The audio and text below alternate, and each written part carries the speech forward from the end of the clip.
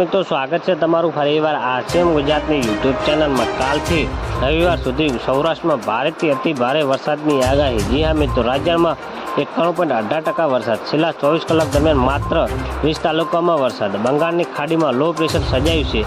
સૌરાષ્ટ્રભરમાં ફરી ચોમાસું સક્રિય થવા તેની શક્યતા જણાઈ રહી છે। જી હા મિત્રો, આવતીકાલથી 4 દિવસ સુધી સૌરાષ્ટ્ર અને દક્ષિણ ગુજરાતમાં ભારેથી અતિ ભારે વરસાદની આગાહી હવામાન વિભાગ દ્વારા આપવામાં આવી છે। જી હા મિત્રો, રાજ્યમાં ચાલુ સાલ ચોમાસાની સિઝનમાં 91.18% વરસાદ વરસી રહ્યો છે। વાત કરીએ તો હવામાન વિભાગ દ્વારા આગામી સપ્તાહ દરમિયાન રાજ્યમાં કેટલાક વિસ્તારોમાં હળવાથી મધ્યમ વરસાદ તથા આગામી 4 તારીખથી 7 સપ્ટેમ્બર દરમિયાન સૌરાષ્ટ્ર તથા દક્ષિણ ગુજરાતના મોટાભાગના જિલ્લામાં ભારેથી અતિ ભારે વરસાદની આગાહી કરવામાં આવી છે। જી હા મિત્રો, સિંચાઈ વિભાગના અધિકારીઓ દ્વારા રિજિયન વાઇઝ ડેમને પાણી સ્ટોરેજ સ્થિતિ અંગે વિસ્તૃત માહિતી આપતા આવી છે।